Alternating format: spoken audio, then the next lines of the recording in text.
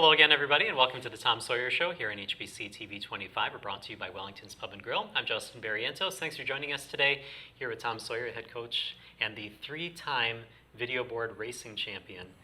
It's important. It really is. But what's important about it is I think that either the president who controls my contract or the guy who paid for the ad should probably win that thing pretty soon. So I'm not sure what the how it works, but I think we have a conspiracy. Well, and you have the season title already because there's only 2 more home games that are left. So I don't know if you get a trophy for that or. Well, I've talked to both of those other people that are in the race, and Dr. Olson and Mike Pitts, and I told them now they have no chance. So I guess I'm in it. I don't know if I'll be working here next year or not, but we'll see how it goes. All right.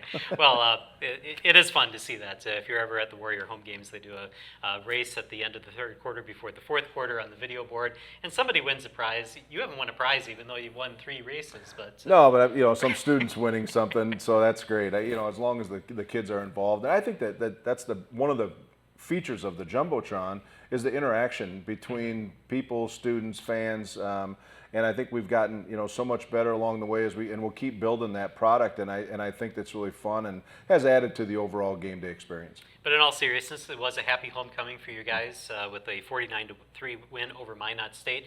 Your initial thoughts after that game? I thought, especially offensively, we played. That was the best overall football game that we played. And in this league, it doesn't matter who you play. If you do it right, good things are going to happen. And we ran the ball well. We protected well. We threw efficiently. And in that, I think we grew a lot as an offensive unit. And our special teams were just as good as they always are with those weapons we have in the return game. Although we had one called back because of a penalty, but and also we kicked it well. So defensively, I think that chasing around a quarterback that's just kind of running for his life, I think for most of the time is a really difficult task. Everybody thinks it's easy. We'll just tackle the guy, but he's a really good athlete. So I think overall, for all the circumstances that came with our homecoming game being moved to Sunday, I really think that we handled all of that really well and played at a very high level. All right, well, let's talk offense first because we were watching the live stats towards the end when we realized that you were close to 500 yards of total offense, end with 498. A good balance between the run and the pass. Tell us a little bit about how fluid the offense was this week. Yeah, and I think that one is I think we just reduced our package. We got a lot of young kids on that offense, and we have so many things that we can do. We tried to make sure that what we do is much better, and that proved to be true. So I'm excited the way that our coaches prepared. It was different this last week, and I think it showed up on the field. The second thing is our kids know and understand our offense better now than we did earlier in the year, and we had a tough stretch. The first 4 games were tough, and they're not going to get any easier. But at the same time, it was a good spot for our offense to break out and to just do things right at a higher level. The great thing to see in these games is how your offense doesn't miss a beat when you go from one player to another. And I'm thinking Owen Burke to John Rumsa to Jace Labuda, where you go Sam Santiago Lloyd to Landon Jacobson to Johnny Chamberlain to Benjamin. All of these players come in and they're just as good as everybody else.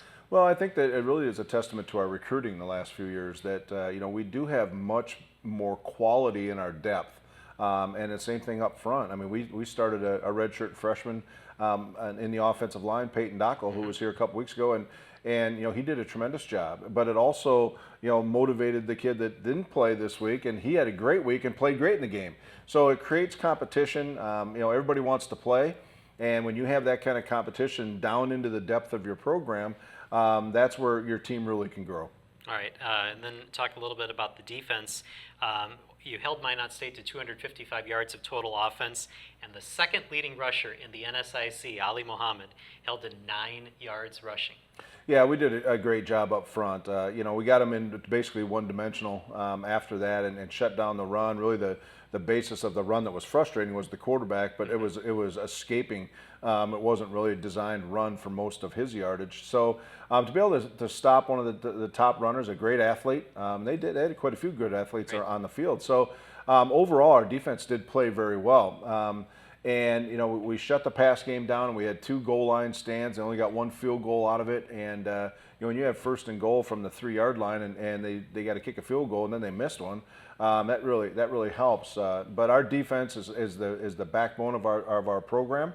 And now our offense is starting to catch up. So I think this time of the year, we still rely on our defense to carry the load. Yeah, and then you run the turnover battle as well. You had 2 turnovers. You had the interception. Romario Gale, who's the guest, will come on a little bit later. David Smith picks up a fumble for you guys. Tell us a little bit about what you were able to do that way, being able to take the ball away. Well, the biggest thing is, you know, that's I mean, we talk about it all the time, is trying to get 3 turnovers or a +3 in the game if you possibly can. And you know, good things are going to happen from turnovers. And if you could score off them, that's one thing, but at least get the field flipped. If you know, when one on the interception we didn't, or the fumble we didn't get any points out of, but we ended up flipping the field and they get the ball down on the 10-yard line. So, and then at the end of the game, you know, you start looking at those things and they start to pay off, because all of a sudden now you have a 7-minute drive because you'll be able to maintain and hold on to the football. And we did a much better job in the red zone this week, and that has been a priority the last couple of weeks. Yeah, red zone touchdowns. It was 4 or 5 red zone touchdowns that you had this week, and that was obviously something that you needed to work on, because I think you came into the game with 7 scores, something like that. How does that help you moving forward in the season? Well, again, it's just growth and growth within our offense, you know. And we knocked on the door, and we were kicking field goals. And you know, fortunately, you know, Paul Ortiz does a nice job in our field goals, but 7s add up a lot faster than 3s. And so by doing that, I think 1, we gained some confidence. 2, our focus and practice is paying off now on games, because sometimes you can practice it and it doesn't show up on the game. Right. Well, this week, offensively, in all of those categories that you're referring to, came directly from practice. So it's nice to see that transition actually into the competition. All right, another of our guests today is Sam Santiago Lloyd. I'll have you talk about him before he comes on here. 98 yards on the ground. He's stepped up big time when Javian Roebuck has been out with injury. Yeah, he's a great back. He really is, and he's a punishing back. And so for him in the role, you know, he was in the same role last year when Javian was rolling along, and then they were kind of splitting time anyway. But he's now taken on the leadership role, and he's so physical that he wears defenses down, and he wears on their will, because he usually bounces off the first guy, and then he goes for 4 more, and then he steps out of one. I mean, and that is a motivator for everybody else, and the crowd, you know, plays on it. And then he stepped out, and Landon Jacobson comes in and does the exact same thing. So you talk about the next guy up, and I think that our team right now with the quality depth, we can be that punishing running the football, because we know if he needs a break, we got another one coming just like him, and that's really been a bonus for us. Speaking of next man up, and you know, I don't mean to diminish what these players are when they're not starting, but Richard Azuna, who's had a really good season, steps up for Devon Moore, who was hurt, and he led the team in tackles. I think he had 8 tackles and a number of other big plays. Yeah, in fact, Devon Moore and Isaiah Hall, both of them didn't Right. play, and so Richard came in at corner and really did a great job. He had a couple tackles for a loss, and just playing really physical and batted down a ball, and so he's a kid that just needed some more playing time. And to get into the groove. It's one thing coming in for a series or 2, but he played now a whole football game, and it was a physical football game, and that's what his forte is. So by having 2 of our top players out on the defense, and then to have him come in, he really did a nice job. All right, and one of the last things here, one of the things that kind of stood out for me when I looked at the end of the game stats was the time of possession. It was 30 minutes on each side, but you're able to put up 49 points in your 30 minutes, and you hold them to 3 points in their 30 minutes. Yeah, and I think that's the first time I've ever seen that, where you have a lopsided score and the time is exactly the same. But yeah, we made good use of the time that we did have. And I think the scrambling quarterback thing and the way that their offense was running, and they were taking their time, and we were running the football. So the clock is going to tick pretty fast too. So the shortness of the game was really good, but I've never seen a balanced 30-30 like that. All right, we're going to take a break here on the Tom Sawyer Show. When we come back, we'll talk with Mario Gale. That's coming up right after this. With so many new items on the menu at Wellington's Pub and Grill, you're in for some tough decisions. 6 different salads, homemade soups, huge wraps, juicy steaks, the Wells' own smokehouse ribs, and as always, the best burgers in town. See, we told you it wasn't going to be easy. Log on to wellingtonspubandgrill.com for daily lunch and evening specials. With so many choices for lunch and dinner, you can never come to this well too often. Everyone will know the truth. There will be enlightenment for all. The unseen will be seen. This is fantastic. Never stop searching for the truth. The quest for extraterrestrial life has been a lifelong one. There is a greater reality in which we exist. Ancient Aliens. All new Fridays at 9 on History. You just don't screw up when it comes to people's lives. One simple, stupid mistake. It's very scary. It's putting your life at risk. Oh my God. What you don't know can hurt you. That looks very illegal. Mike Holmes and his son are on a mission to help homeowners make it right. Let's get to work. All new Wednesday night at 9, only on DIY Network. And welcome back to the Tom Sawyer Show here on HBC TV 25. We're brought to you by Wellington's Pub and Grill, where Mario Gale joins us. Thanks for being here today. Thank you for having me. Now, before we get into the really good stuff about your season and about your career, I want to ask you about one play in particular. We had Isaiah Hall in here, and we need to talk about the Upper Iowa play at midfield, just because I want people to kind of understand what goes through somebody's mind when a play like that happens. You collide with him at midfield, you flip over him, but you're still able to get up and kind of walk around. Kind of walk us through what happened there. Yeah, I kind of watched the interview with Isaiah, and it was pretty funny how he described it. But yeah, it was just like a typical play. I was in like half coverage, so I was just backpedaling while he was on a man, so he was guarding him. So I was just like trying to scan the quarterback to see where he was looking to go get the ball. So he threw it one way, he didn't see me at all. So I was just trying to break on the ball. And Isaiah didn't see me at all either. I didn't see him. I was just looking for the ball. He was looking for the ball. And I feel like it kind of took – I think he took it harder than me because he's the one that landed right on his back, and I was just airborne a little bit. But, yeah, we didn't see each other. We collided. He hit the ground pretty hard. I just kind of did a front flip, which wasn't that bad at all. I just got the wind knocked out of me a little bit. I had to take a few seconds. But, I'm pretty amazed that he got up from that because it looked like it hurt him more than me. So. Well, like he said, that was the hardest hit that he had ever had. Yeah, he told me about it. No, we kind of laughed about it a little bit, but no, I'm glad he got up from that because it was kind of scary at first. I'm glad you guys can laugh about it. That's good. I was going back to that as well. I think after I got done with my heart attack, to see both of you guys laying there, I just think that kind of shows how you guys are playing, how aggressive you guys play in that back four and the back seven. But how important is that to be that aggressive and the jobs that you have back there playing in big spaces? How hard is it? Our coach tells us, our defensive coach tells us a lot that kind of us four, we kind of have like the hardest jobs on the defense. Not really, but like we're like the last guys in coverage. So if like the front seven get beat, we're kind of like the last offender. So if anyone gets behind us, it's like pretty much a touchdown. So we kind of have a big responsibility in trying to stay on our mans and not let them get behind us because, like I said, if we're beat, then it's most likely going to be a touchdown. So we have to keep everybody in front of us. I know going to last week's game, and I'm sure Justin will talk about it too, but I called the pick, just so you know. I was yelling at him. I was yelling at him on the sideline. He'd go, he's coming to you. He's coming to you. He did tell me before. And so, what is that like? Just, not that you knew or I knew either, but just kind of those premonition things. I'm sure you get them all the time. It's like, I know where this guy's going to throw the ball. And how much is the preparation come into play there? Preparation is a lot. We study a lot in film. We kind of key in on the quarterback a lot because, like, last week we kind of knew that one of their quarterbacks kind of stared down their receivers. So we kind of take the time to, like, notice, like, their tendencies to see if they stare down their mans, if they try to look off people.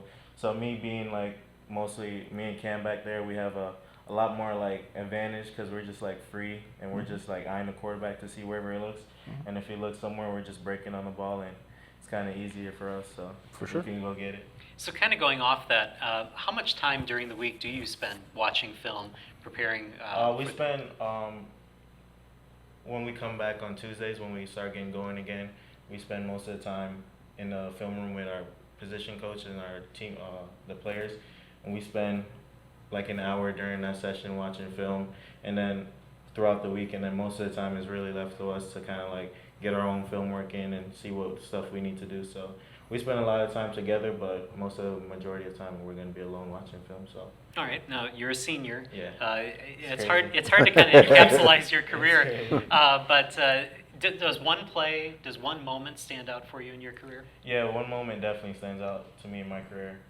Freshman year, I didn't get to play that much, so I mean, didn't have the best freshman year, and then sophomore year it wasn't going well as like in the beginning at first. But the one defining moment that kind of like made me have an idea in my head that I could probably play in this league was the SMSU game when I earned the sledge. Yeah, so before that, I was kind of like down on myself, a little hard on myself that I need to do better for my team, and I wasn't where I wanted to be, and that game kind of gave me hope. Just as corny as it sounds, yeah, just getting that sledge kind of gave me hope that, you know, I can play in this league. And then the following game, I had 2 interceptions. So I feel like the SMSU game was the definite moment that solidified it for me that I can play in this league. So. The last one I have for you, going on the road again this week. You know, that's 3 out of 4 weeks that we've been on the road, and it's a tough schedule.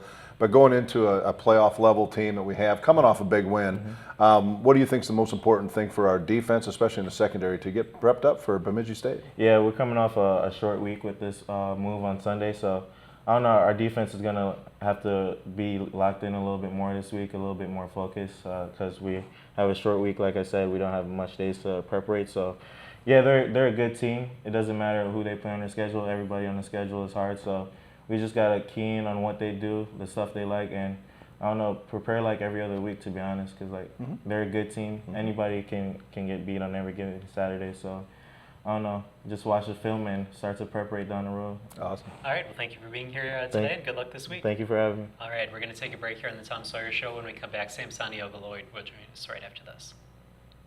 I'm moving to Fridays. It's a season of celebrations, Victoria is engaged. surprises, Teresa. This is crazy. healing, Not fair. You did everything that you could. and firsts. I'm gonna go a day without shutting off Spirit. Your mom is passed. Your dad shows me him holding you. She shows me you whispering in her ear. Nothing can prepare you for this. Long Island Media moves to Fridays, Friday at 9 on TLC and TLC Go. This fall starts Saturday strong on Fox. Wow! Touchdown! Every Saturday at 11. Get started with the all-new Big Noon Kickoff pregame show. Unbelievable! It's about to start! Followed by the Big Noon Saturday Game of the Week.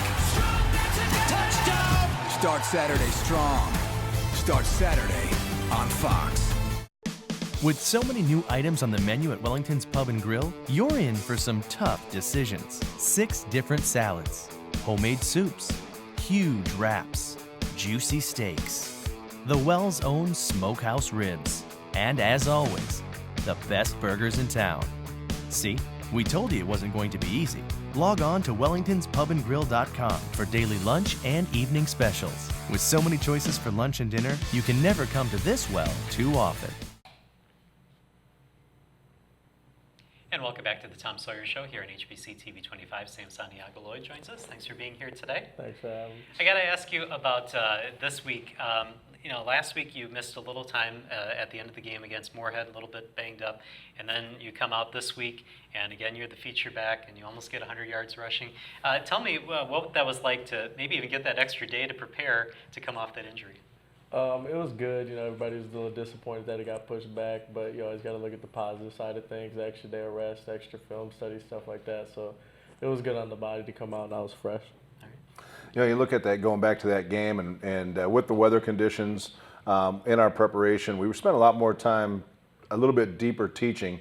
How did that affect you and our offensive run game for this week? This week with practice and stuff, I don't know, it just felt easier to grasp things and fire through footwork and look at stuff, seeing different pictures. You know, one of the things we saw in the game as we watched the film this morning was, you know, how physical the game was in the running back position. All 4 guys that came in really ran the ball hard. But the other side I want to talk about is you had a couple pancakes in your pass protection. Is that really your forte? I don't know. It felt good. If there was any takeaways from the game, I definitely like the pancakes more. Yeah. How important to our whole team when you're running the ball like a beast that you were this weekend?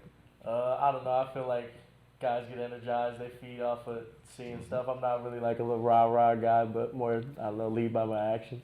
Okay. You know, we were talking about that during the game too, watching you block, and it was really impressive to us in the booth.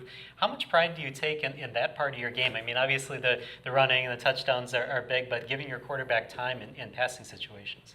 Yeah, I like blocking a lot. I mean, I like touchdown scoring is good, but I take pride in blocking somebody up, pancaking them. All right, and I want to go back to something that happened in the Upper Iowa game for you. It seems like we're talking about that Upper Iowa game a lot. You had a passing touchdown. Tell me a little bit about that play and your thoughts when that play was called. Well, when he called it, I wasn't shocked because, you know what I'm saying, we know the play, we practiced a little bit, and then when he called it up, I was like, okay, it's time to go, and then I threw it up, and I was praying. And he called it. It was an amazing catch by Witt. So, yeah. How much time did you have, obviously, if you've run that play before, how much time do you have to practice throwing the ball down the field? I don't know, not a lot, but I'm ready whenever if Coach wants to, give me a couple more plays with throwing. Yeah. All I ever see is he just keeps warming up his arm all the time.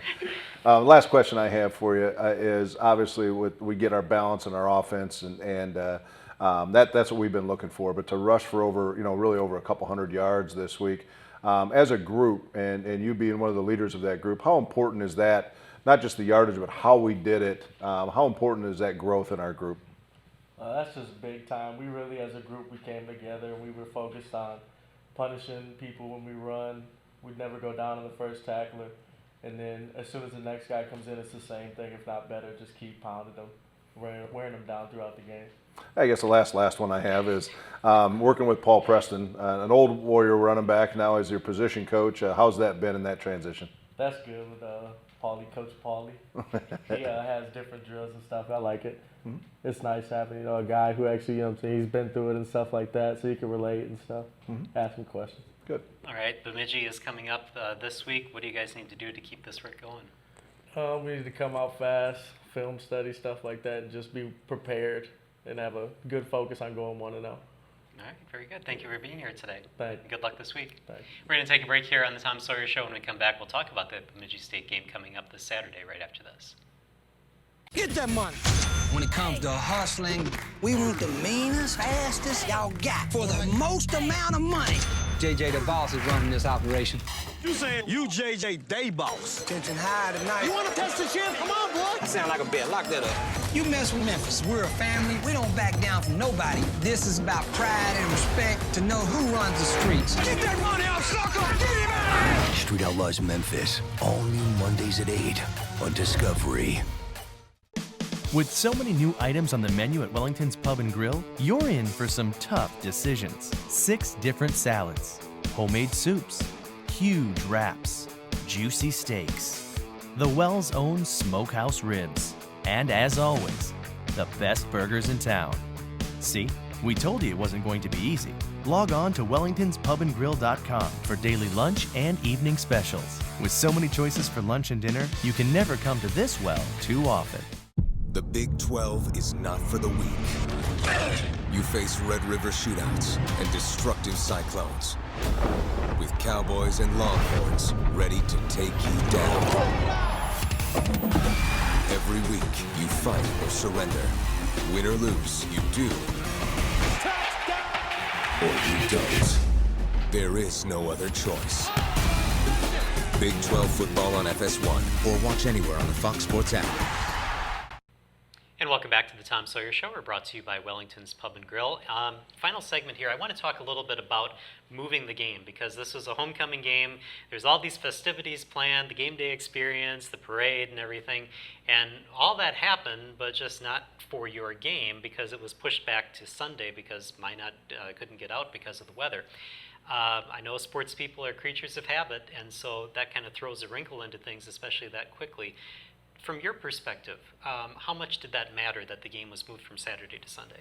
Well, it mattered most for everything around our game because so many people put so much time in, and our game day experience people and our students and all the activities going on around campus. They still did all those things, and the kids still came out and all those things. As far as our preparation, it really wasn't much on the back end of this. As you go back and look, it's just it's like having 2 Friday practices.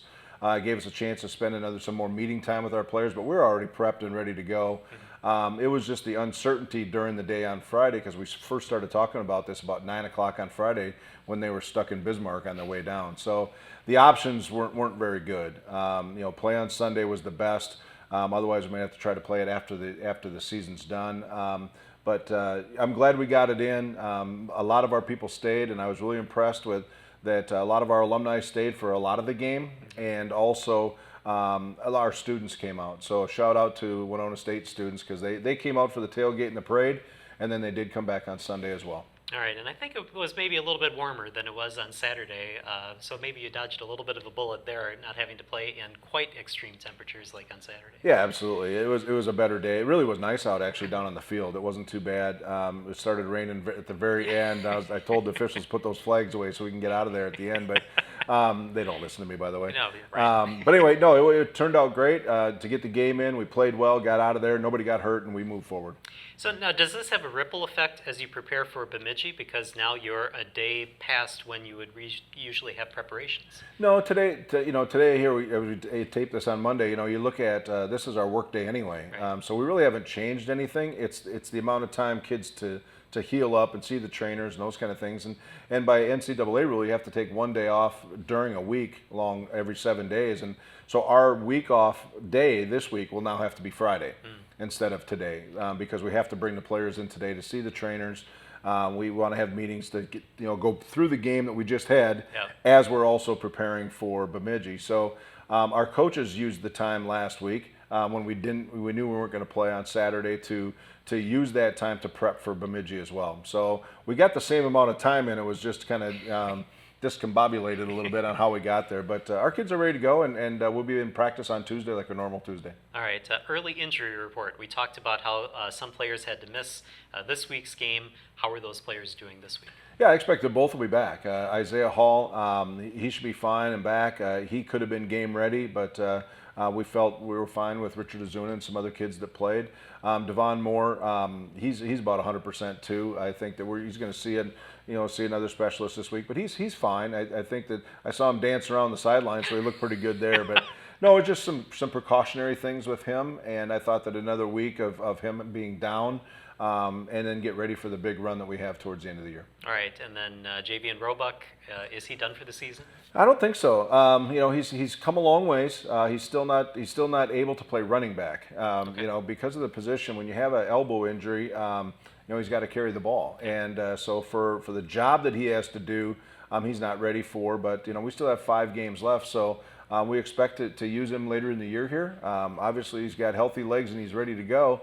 We just got to get clearance from the doctor, but I think in the last 3-4 weeks you'll see him again. All right, and then your regular Thursday luncheon coming up this week? Yeah, every Thursday, of course, at noon at Riverport Inn, and we have a great time there, just very similar to what we do here.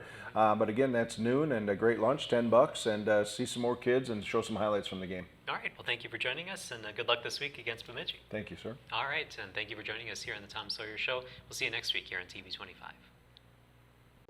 With so many new items on the menu at Wellington's Pub and Grill, you're in for some tough decisions. 6 different salads, homemade soups, huge wraps, juicy steaks, the Wells' own smokehouse ribs, and as always, the best burgers in town.